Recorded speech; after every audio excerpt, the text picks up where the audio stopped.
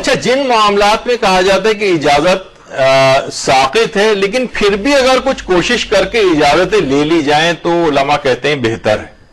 بہت سارے موارد ایسے ہیں کہ دیکھیے یہ ہمارا جو معاشرہ ہے یہ اس طرح کا ویسٹرن کلچر یا وہ نہیں ہے کہ یہاں نہیں شادی چلی تو آگے پھر کسی اور سے کر لیں گے اور طلاق در طلاق اور ہوتے ہوتے شادیاں بھی ہوتی رہتی ہیں. یہاں تو ایسا نہیں. یہاں تو زندگیاں پوری ایک دفعہ ہو جائے تو بڑی مشکلات ہو جاتی ہیں اس کے بعد. تو یہاں بہتر ہے کہ بہت ساری چیزوں میں جہاں ساقط بھی اگر ہے تب بھی کوشش اور محنت کر کے اجازتیں وغیرہ لے لی جائیں تو زیادہ بہتر ہے. بہت سے موارد ایسے ہیں جو اس کی تفصیل میں نہیں جا رہے لیکن پھر بھی بہتر ہے. پھر ایک اور موقع کہ جب ولی کی اجازت ساقط ہے وہ ہے سوء استفادہ ولی از اختیار. ولی اپنے اتھارٹی سے یعنی سوء استفادہ کر رہا ہے، ایکسپلائٹ کر رہا ہے اپنی پاور کو. وہ کیسے؟ مثلا وہ لے کر آ رہا ہے جناب سید و غیر سید کا مسئلہ.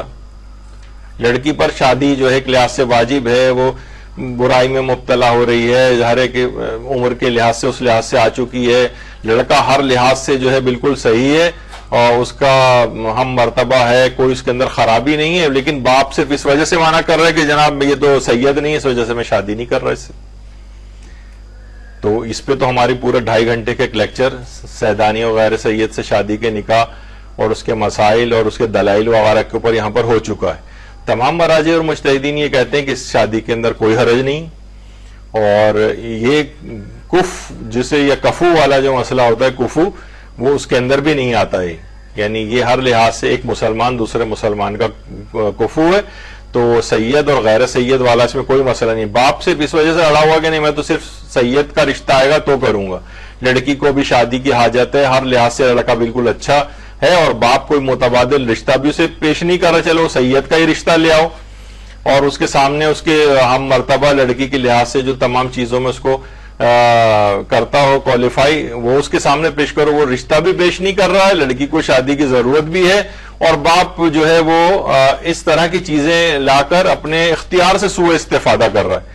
تو اس موقع پر اس کی اجازت ساقط ہے. میں نے جیسے ایک دفعہ پہلے بھی بتایا تھا، میں کیسے باپ کو بھی جانتا ہوں کہ ان کی 7-8 اس طرح کی لڑکیاں تھیں اور تقریباً ساری جہاں تک میری اطلاع کے مطابق وہ سب عمر کی اپنے کراس کر گئی، لیکن باپ اس وجہ سے کوئی نہ کوئی مین میخ نکال کر لڑکیوں کی شادی کے یہ سید زیادہ تر موارد میں یہ کہا کہ سید کے رشتہ نہیں ہے، اس وجہ سے میں نہیں کر رہا ہوں. تو بہرحال اس طرح کی کیا یہ سوء استفادہ ہے ولی کا، یعنی وہ اس طرح سے کی چیزوں سے وہ کر رہا ہے.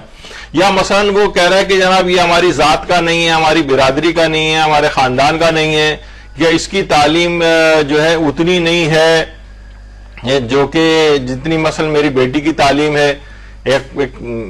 ہمارے پاس اصل میں بہت سارے اس طرح کی چیزیں آتی ہیں. میں اس طرح سے بھی واقف ہوں کہ جناب کیونکہ میری بیٹی پی ایچ ڈی کر رہی ہے تو لہٰذا پی ایچ ڈی لیول والا ہی کوئی رشتہ مجھے چاہیے، اس سے کم تر ماسٹرز اور یہ کوئی بھی نہیں چلے گا. نتیجہ کیا ہوا کہ اوور ایج ہو گئی لڑکی کی. تو باپ اس طرح کی چیزیں کر رہا ہے.